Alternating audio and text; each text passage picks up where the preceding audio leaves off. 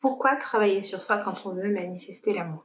Hello mes divines, bonjour et bienvenue pour cette nouvelle vidéo. Je suis Sabrina, votre Love and Manifestation Coach, et si ce n'est pas déjà fait, je vous invite à vous abonner à la chaîne et à activer la petite cloche. Alors, pourquoi travailler sur soi quand on veut manifester l'amour? Eh bien, tout simplement pour pouvoir se libérer de nos croyances et de nos schémas limitants. En effet, si vous êtes en train de regarder cette vidéo, je suis sûre que vous voulez manifester l'amour dans votre vie et que aujourd'hui, si vous n'êtes pas avec la personne de vos rêves ou si vous êtes célibataire, c'est parce que vous avez des croyances limitantes qui vous empêchent d'être avec cette personne ou tout simplement de manifester l'amour. Alors, l'intérêt de travailler sur soi, c'est tout simplement de venir en fait prendre conscience de ces blocages, donc de ces croyances, de ces schémas répétitifs, de ces également mémoires en fait qui peuvent vous impacter négativement et qui peuvent vous empêcher de manifester l'amour, de manifester l'homme de votre vie, de manifester votre ex ou votre personne spécifique. Alors, vous allez me dire, mais t'es bien gentille Sabrina, mais comment on travaille sur soi? La manifestation, c'est vraiment un travail de conscientisation, c'est vraiment un travail de création consciente. Donc, le meilleur moyen de travailler sur soi, c'est déjà de s'observer, de prendre conscience en fait de ce que vous vivez dans votre monde intérieur, de prendre conscience de l'histoire que vous vous racontez, l'histoire que vous racontez sur vous-même, l'histoire que vous racontez sur les hommes, l'histoire que vous racontez sur les relations amoureuses. Donc c'est vraiment prendre conscience de qu'est-ce qui se joue en fait dans votre monde intérieur, de tous ces dialogues en fait que vous pouvez avoir et qui font qu'en fait, aujourd'hui vous êtes célibataire, vous n'êtes pas avec cette personne ou vous n'avez pas rencontré en fait quelqu'un qui vous correspond. Donc travailler sur soi, ça va vraiment être déjà prendre conscience de qu'est-ce que vous vivez dans votre monde intérieur pour ensuite venir le libérer. Alors comment est-ce qu'on libère ça? Vous pouvez le faire. Déjà, il faut savoir que le fait d'en prendre conscience, vraiment de prendre conscience de tout ce monde intérieur, en fait, de toutes ces pensées que vous avez, de toutes ces croyances que vous avez. Et une croyance, c'est juste une pensée que vous avez répétée suffisamment de fois pour qu'elle devienne vérité pour vous. Donc, prendre conscience de ça, c'est déjà une partie du travail de fait.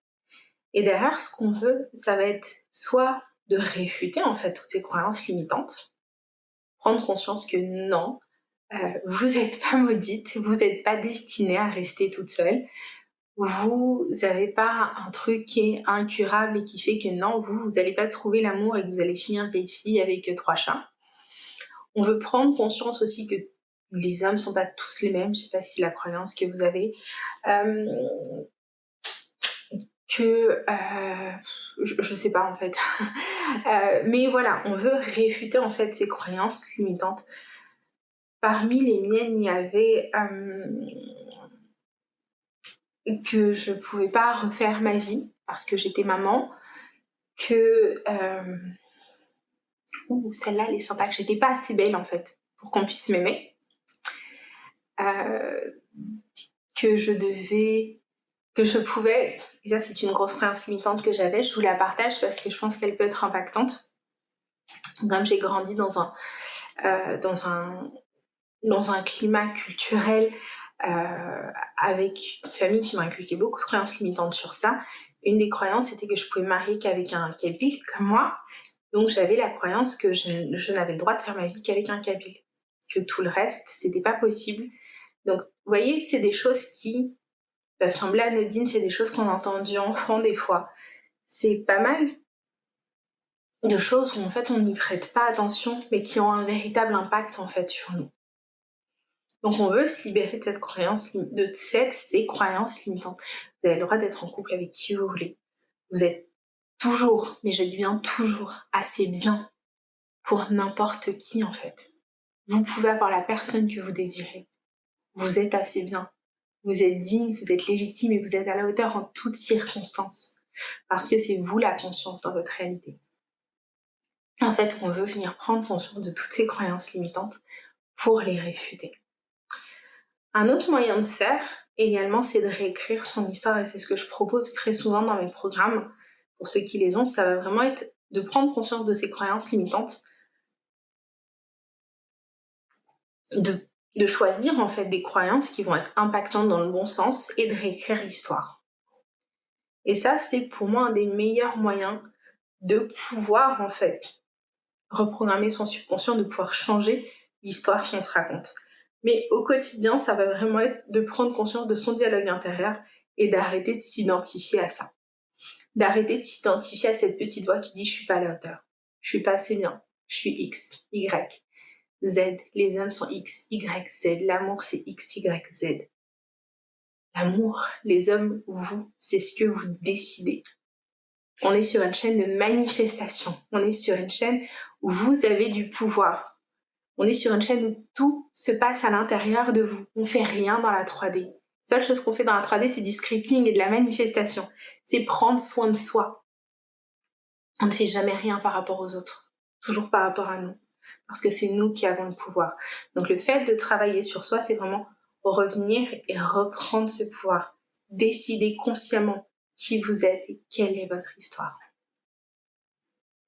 Et je vais me répéter, qui vous êtes, quelle est votre histoire, c'est vous qui avez le pouvoir. Et quand on vient travailler sur soi, eh ben c'est ce qu'on fait en fait. On récupère son pouvoir. On arrête de s'identifier à des croyances qui nous desservent, à une histoire qui nous dessert, à un fonctionnement qui n'est pas en accord avec qui on est réellement, fondamentalement et qui on veut être. Donc si vous voulez aller plus loin, eh ben, vous avez mes coordonnées pour le coaching, ainsi que la liste de tous mes programmes en commentaire. J'espère que cette vidéo vous aura apporté de la valeur. Si vous deviez retenir qu'une chose aujourd'hui, ce serait vous avez de la valeur. Vous avez le pouvoir. Vous êtes capable de réécrire votre histoire pour qu'elle matche avec qui vous êtes vraiment, c'est-à-dire un être illimité, conscient et créateur de sa réalité. Moi, je vous fais des bisous et je vous dis à très bientôt.